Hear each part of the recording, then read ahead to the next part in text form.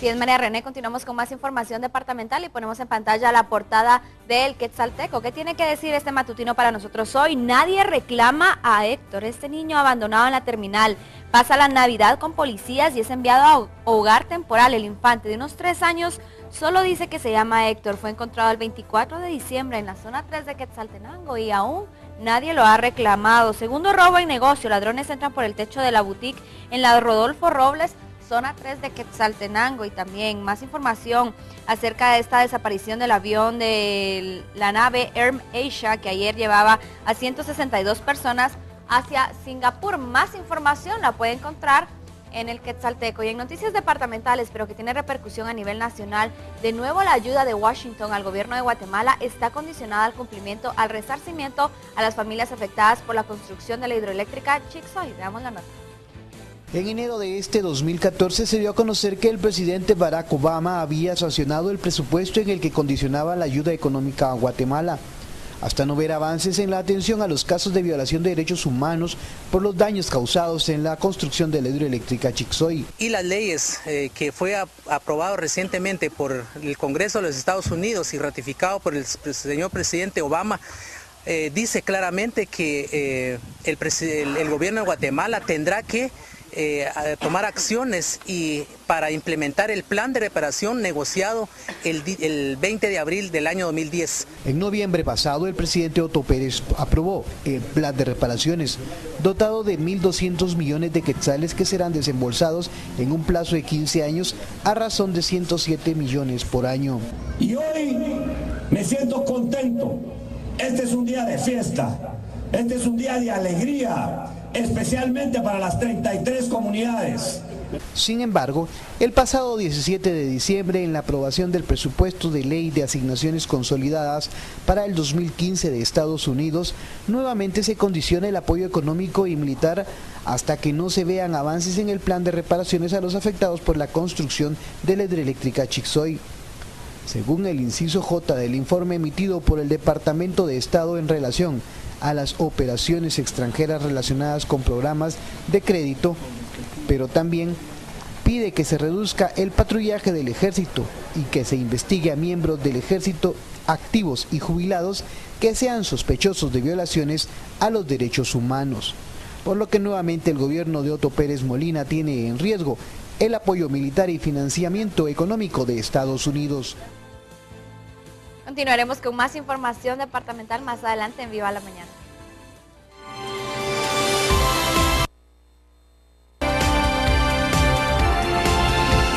Gracias, Lorraine. Y como hemos escuchado, Estados Unidos una vez más está condicionando la ayuda que le brinda a nuestro país. Y aquí en la capital hay reacciones. El vocero presidencial afirmó que los acuerdos de indemnización a las víctimas del conflicto Chixoy ya se firmaron y que siguen en pie, pero que el pacto va a concluir en por lo menos 15 años. Vamos a escuchar lo que dice Jorge Ortega, el vocero presidencial. Respecto a la situación de Chixoy, pues hay una posición muy clara y muy formal del Estado de Guatemala. Este año que está por terminar se firmó un acuerdo, el cual ya es una política pública que incluye proyectos de beneficio económico y social para las comunidades que fueron afectadas por la construcción de la hidroeléctrica Chixoy. Es un monto de 1.200 millones, los cuales están prácticamente ajustados a 15 años que corresponde a esta política pública. Bueno, y en otras noticias, los vecinos de la colonia Arcadia, ubicada en el kilómetro 20.5 de la ruta hacia Carranza, en Ciudad Quetzal, San Juan, Zacatepeques, viven con temor. Ellos dicen que varias viviendas han sido declaradas inhabitables por el alto riesgo que presentan en su infraestructura. Los motivos, tuberías dañadas y también la mala extracción de materiales. Septiembre inició la pesadilla para 6 familias que viven en este lugar, ubicado en la colonia Arcadia. Diferentes factores han afectado estas viviendas, que presentan enormes grietas al grado de que la Coordinadora Nacional para la Reducción de Desastres CONRED las haya declarado inhabitables. Por las gretaduras que presentaba la casa, entonces ya nos vinieron a sacar, así que ya no estaba habitable. Y nomás nos dijeron salgan, pero no nos dicen a dónde nos llevan, va, y nosotros cada quien que miremos dónde agarramos. Con el alcalde no, solo con el juez, porque él nunca nos ha dado la cara. Los vecinos temen un derrumbe como el ocurrido hace 8 días en la colonia El Zapote, zona 2 capitalina. La Conred emitió en septiembre informes que declaraban en riesgo el área. A criterio de geólogos, las viviendas se agrietaron por el colapso de las tuberías y drenajes, a lo que se suma una mala práctica de extracción de materiales en una ladera. Esta empresa no obedeció las normas establecidas por el Ministerio de Energía y Minas. Tenía una concesión y se sobrepasó de los límites de la concesión. Entonces nosotros como Conred recomendamos al Ministerio de Energía y Minas y al Ministerio de Ambiente que intervengan sobre estas personas a efecto de exigirles su plan de retiro y que ellos implementen desde ya sus medidas de mitigación para restablecer el área. Sin embargo, esto no ha sucedido y los vecinos piden el apoyo a las autoridades para prevenir un desastre, mientras se encomiendan al Creador por sus vidas.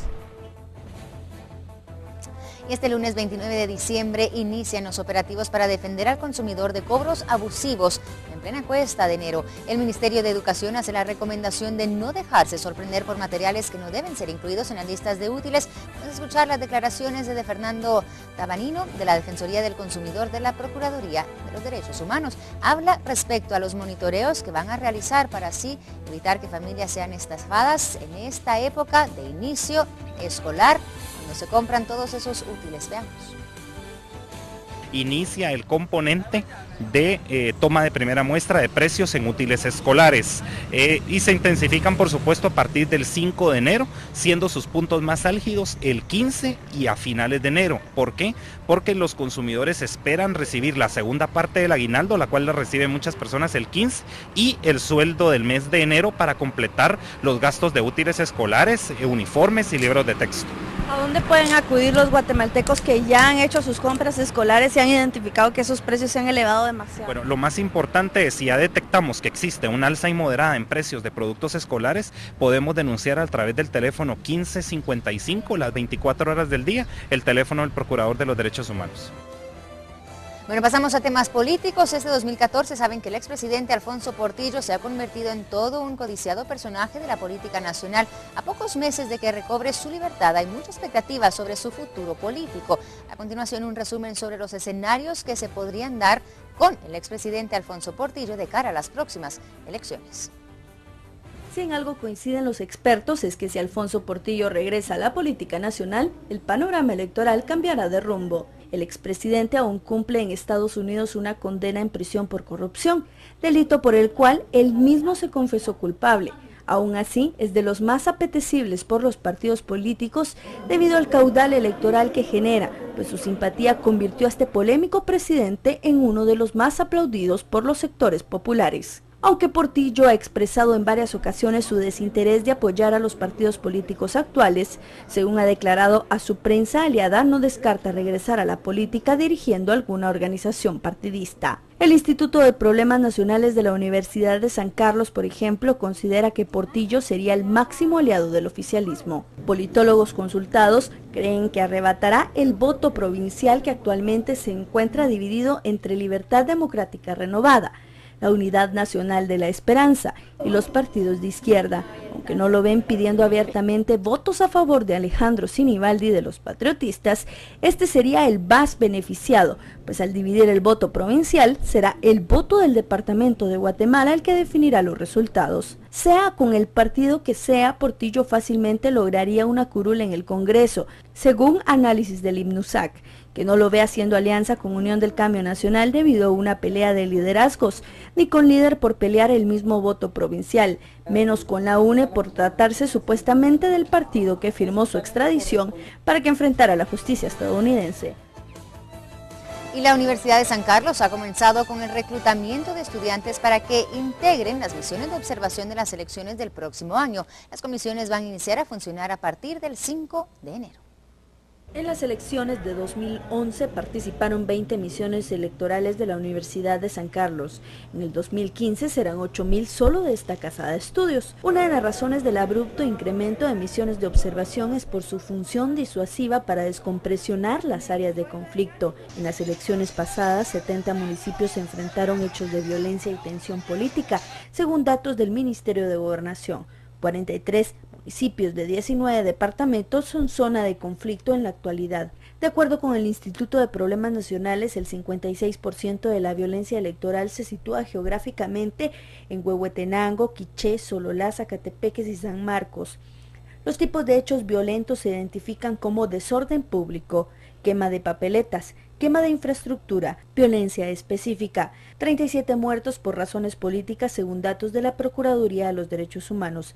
Las variables de riesgo en 2015 respecto a violencia son conflictividad ambiental, remilitarización del territorio, resistencia social por estados de excepción, judicialización del proceso electoral, espacios de interés del crimen organizado, asesinatos políticos e inestabilidad institucional del Estado.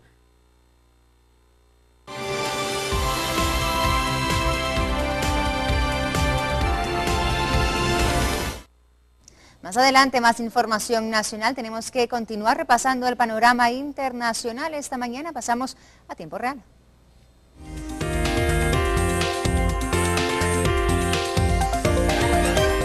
Hablamos de lo que está destacando en esta mañana el USA Today con lo que sucedió con este ferry griego que en aguas italianas pues tuvo este accidente y cómo cuántos muertos ya han sido contabilizados y cuántas personas también han sido rescatadas a raíz de este accidente. Se contabilizan en este momento ya 9 personas muertas y los 478 pasajeros en total ya han sido reubicados. 391 han sido ya rescatados en este momento. La Guardia Costera de Grecia dice que todos los muertos de este accidente ya se incrementó ese número de los primeros 4 a otros 5, así que ya son 9 los muertos contabilizados en total de este accidente ocurrido en aguas italianas, entre Albania e Italia. El accidente, que fue un incendio, lo que sucedió en este lugar, es lo que ha suscitado esta situación,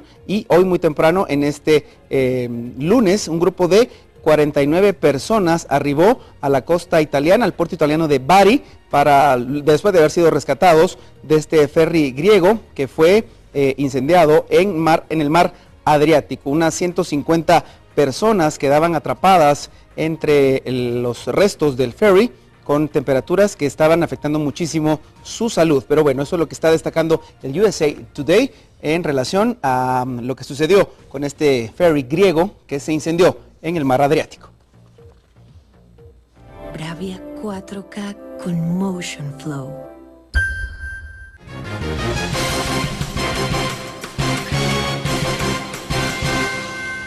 Propósito, en Grecia, las malas condiciones climáticas están dificultando esa operación de rescate de los 478 pasajeros que se encontraban a bordo de este ferry italiano que se vio afectado por un incendio. El buque se encontraba más bien a la deriva en dirección hacia Albania. El comandante de la Fuerza Marítima Militar informó que durante las operaciones las autoridades albanesas rescataron el cadáver de una persona que iba a bordo del transbordador al mismo tiempo. Se tiene conocimiento que un total de 149 personas ya fueron rescatadas. Para este momento, como les decía, 391.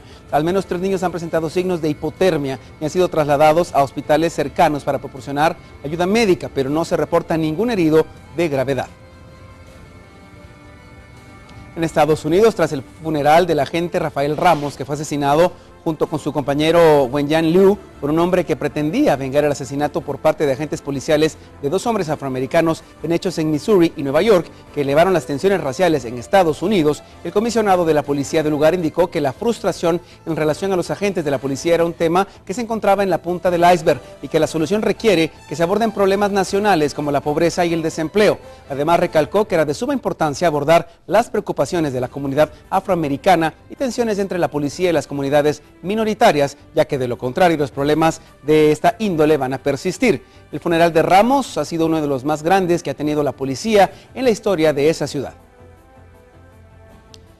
En China, un vehículo se estrelló contra varias motocicletas y automóviles, dejando como resultado la muerte de un niño de 4 años, hiriendo a otras 10 personas en la ciudad de Nanning. De acuerdo con la policía, la camioneta se estrelló con un total de 9 motocicletas y 2 automóviles tipo sedán. El conductor del vehículo causante del accidente fue detenido por la policía y las personas heridas fueron trasladadas a hospitales para que pudieran ser tratadas. Hasta el momento se desconocen las causas exactas del incidente y las investigaciones ya están en curso. Noticias del Mundo aquí en Viva la Mañana, ahora son las 7:06. Continuamos. Bravia 4K con Motion Flow.